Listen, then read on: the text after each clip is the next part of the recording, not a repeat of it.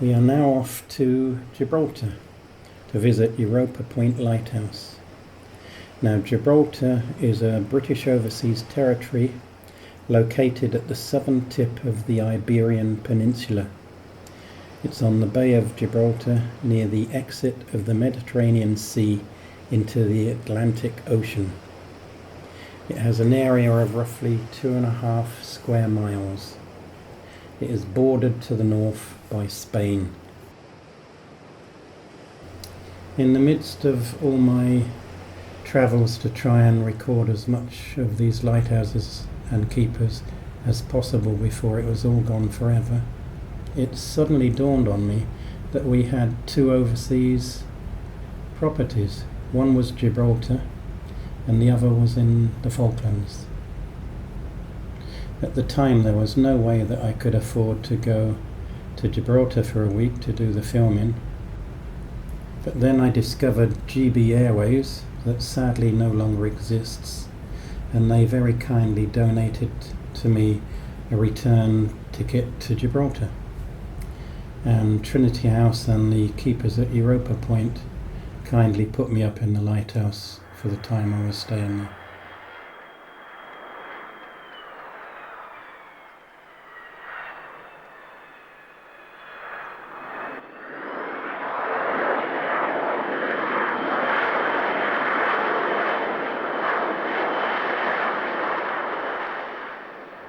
As you can see from this video, the runway at Gibraltar is quite short in some respects, and also the other thing you may not notice to start with is the road that goes in and out of Gibraltar and heads into Spain crosses the runway.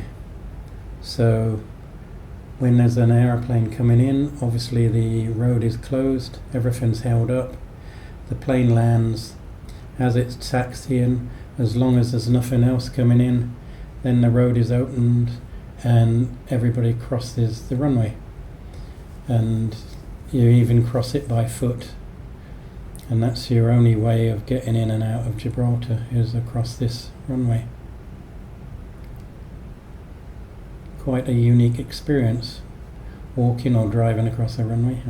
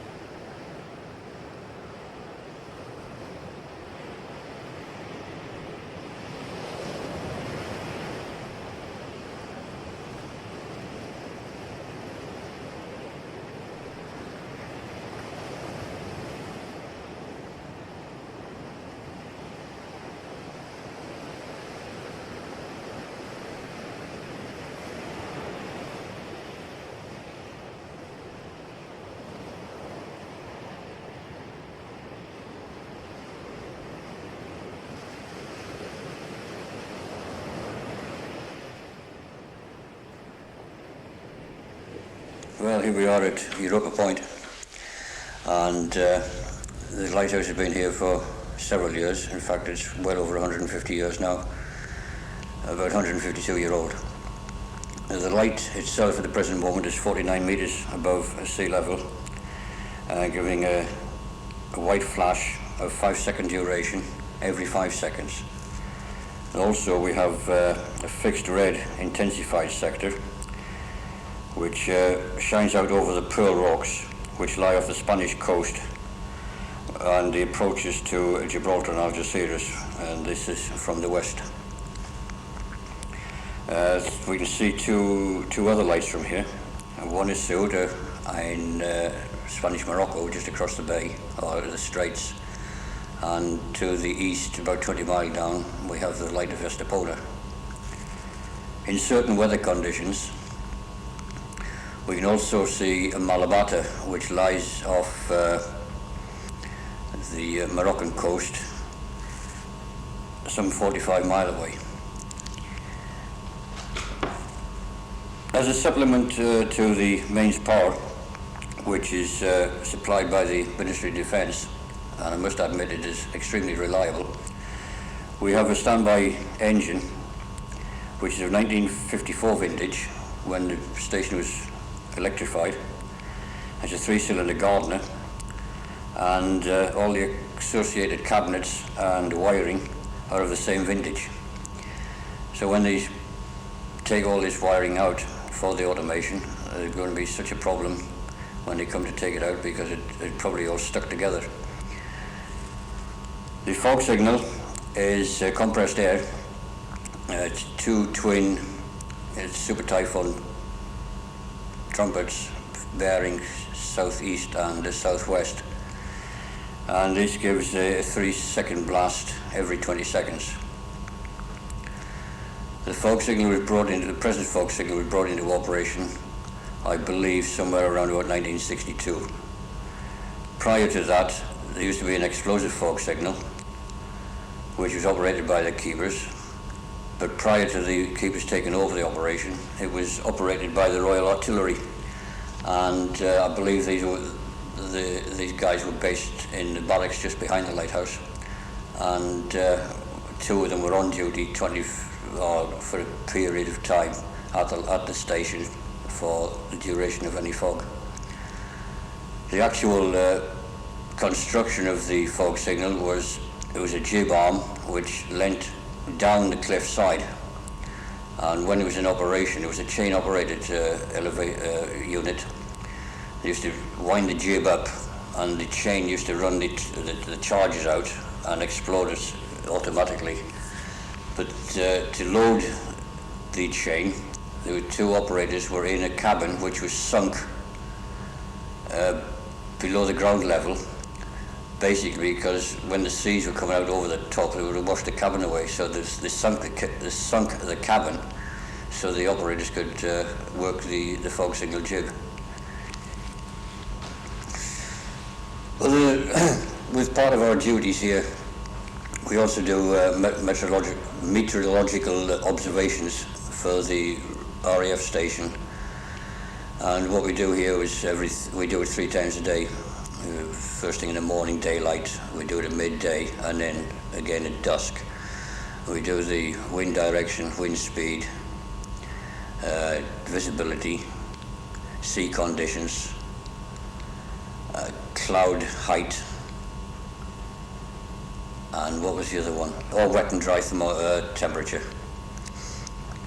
And this was done every day.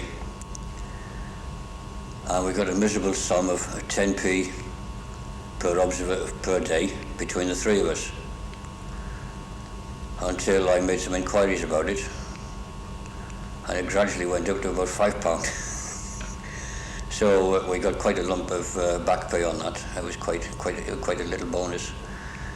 And through making contact with the Met Officer, the principal Met Officer in the RAF station, and he made some inquiries about it, and found out we've been underpaid for many years because the money was going automatically into the port office, and nobody had queried the sum that we were being paid prior to my going there, and about a couple of years after I went there, I started making some inquiries, and I said, 10p, I was getting that in 1965 at the NAB Tower, and that was a fair old lump of money then. So 10p in 1990s or 80s was hardly worth the effort of doing this, the Met observations, but never mind. It had been done for several years, and we just carried on with it, and it was carried on up till the day I left, which is about the 27th, 26th of February in 1994. What sort of weather do you get on Gibraltar Straits? Oh, it's variable. It can get extremely hot in the summer, naturally enough, being in the Mediterranean area. But one funny condition was that if the wind was in the northwest in the mornings, it was almost guaranteed certain that come lunchtime, the wind would be around to the west and swinging ever so slowly to the southwest, and freshening all the time until such times that it was blowing nigh on a good 6, 7, or even an 8 at times. Whereas around the corner at the RAF station, they only had about force 2 or 3. So it's just one of these unusual phenomena that was operated, or one came across in the Straits. But on the other hand, when the wind was from the east, which was the prevailing wind, it was very, very moist and heavily salt-laden. And anything metallic just didn't last any length of time at all if it wasn't covered over with paint or some corrosion-resisting coatings. But bare metal, it just deteriorated rapidly. Daily jobs in the lighthouse. What is it you do? Oh, fortunately, it was a clean place. We did the lens, we wiped it down and give it a dry clean every week. We did a little bit of brass that there was. We did something every day just to keep off hand in. But one of the basic things we did was that we did most of our own maintenance, unless it was really serious electrically.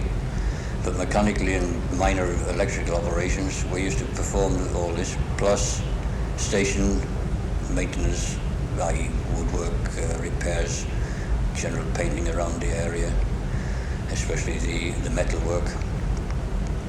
And it was self-sufficient. Of course, bringing mechanics, electricians out from the UK was an expensive business. And as I say, we did virtually all our own maintenance on site.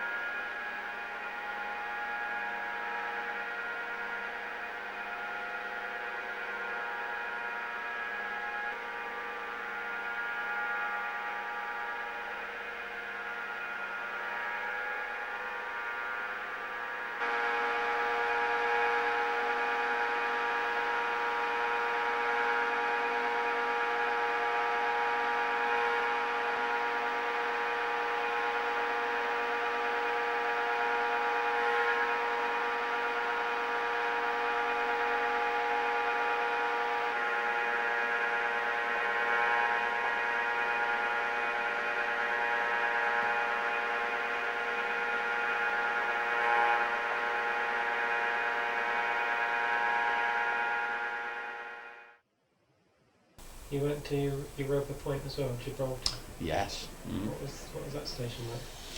Well, that was very nice. I enjoyed that because I only went for 6 months to do holiday duty, because in those days, as far as I can remember, they used to have their annual leave bi-yearly, I think. Anyway, the essence of it was I went for 6 months. I went from April to October, and my wife and daughter came out as well. And it was very enjoyable. I wouldn't have liked to live there long term because I miss green fields, and it's very dry there, but it was very educational. I learnt all about Spanish smugglers. Very nice people, actually. The Trinity agent there, or the superintendent as you would call him, was the captain of the port. It was Captain Rickard, and he came up to the lighthouse early one evening to walk his dog. And I stood talking to him, and he said to me, "Do these smugglers give you any hassle?" Because the smugglers' motorboats used to come round from the harbour under the lighthouse, and they would wait there to see where the Spanish gunboats were, to see whether they were going to go across to La Linea, Morocco, or up the coast to Malaga. And depending where the Spanish gunboat was which way the smugglers' motor launch would go. So they used to have like a tic-tac man on the top, and he would be there with binoculars looking for the gunboats, and he would be shouting down in Spanish to the coxswain of the motor launch. So you'd have all this yelling and shouting and screaming for about 5 or 10 minutes, and then once they decided where to go, and they'd go. So I was explaining all this to the captain of the port, and explaining, that it went on for a few minutes. But I said, it's no hassle, because we know after a few minutes they'll have gone. And as you probably know, Gibraltar's a free port anyway. And so the captain of the port, after he'd heard my story, said, yes, well, that's all right. But he said, if you do have any hassle, he said, just let me know and I'll have a word with them. Which I thought was quite quaint, really.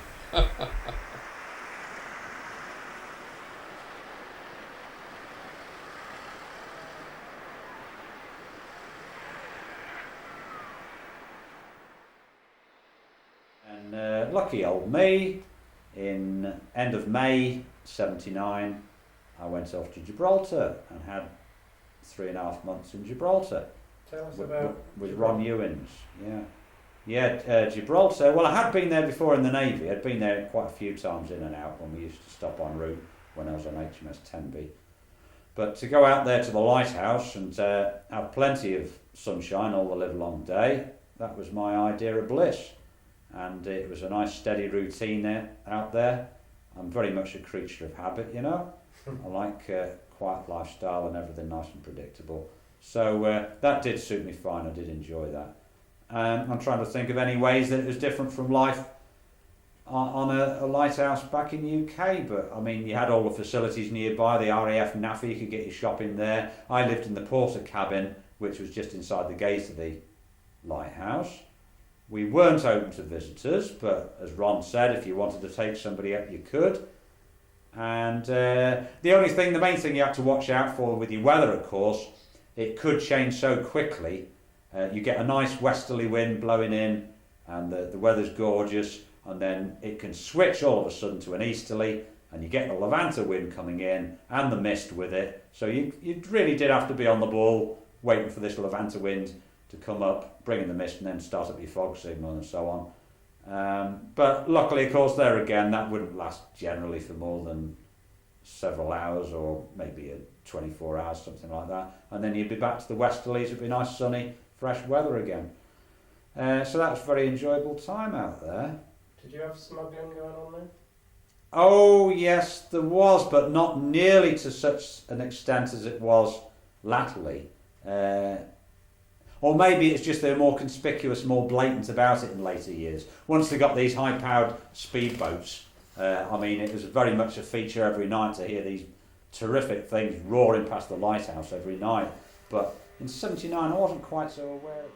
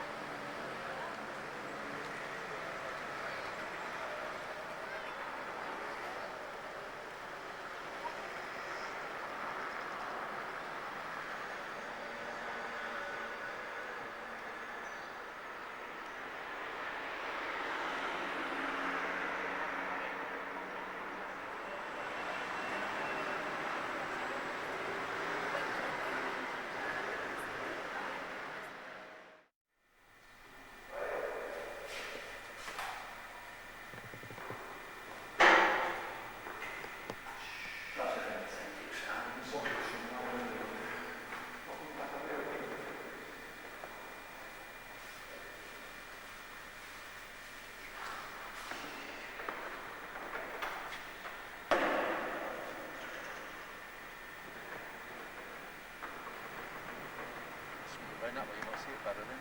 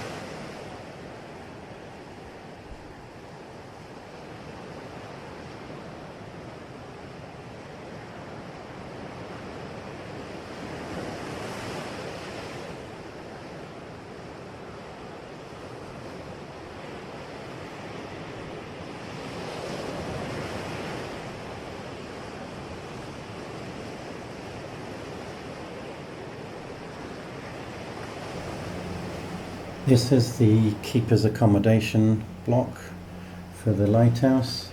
There's 3 keepers living here, 2 with families and 1 was a single keeper on the side, attached almost it seemed. And I was billeted in with the single guy while I was doing my videoing for the week. So we entered round the side. All the doors have this mesh on to stop the insects. It was straight into this bathroom cum toilet area.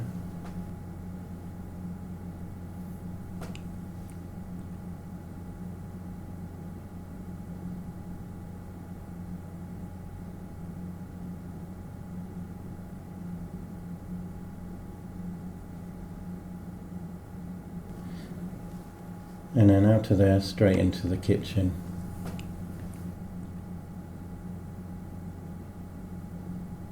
And it also doubled as a small dining area.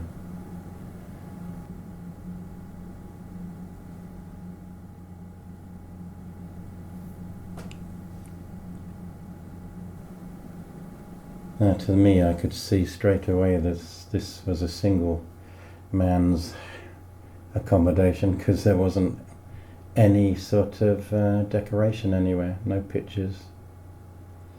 This is the backyard. It was raining so I didn't go out at the time. I did that after this little walkthrough.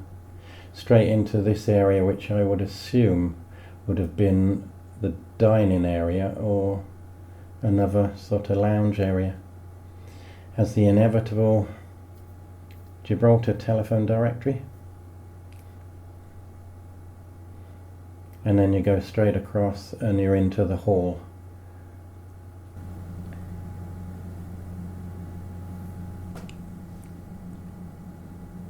Turn left and all these dwellings had this little wooden porch attached to their buildings. And that's where the main door is to come in. Then turning round and into the lounge. And this was the only area where I could see that there was some sort of decoration, but still not lots of pictures, is there? Then on your left you would have the other keeper's bedroom, and my one I billeted in was the spare bedroom. And this was just me in a sleeping bag for my week I was there doing this video.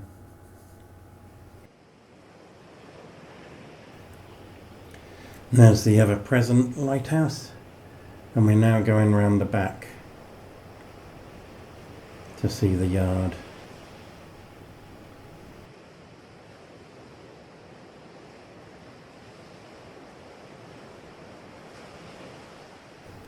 Hopefully everybody else can see the Labrador dog that I saw in the rock face. I'll put a photograph I took, a close-up one, at the end of this video. And there, not far to go to work, is it?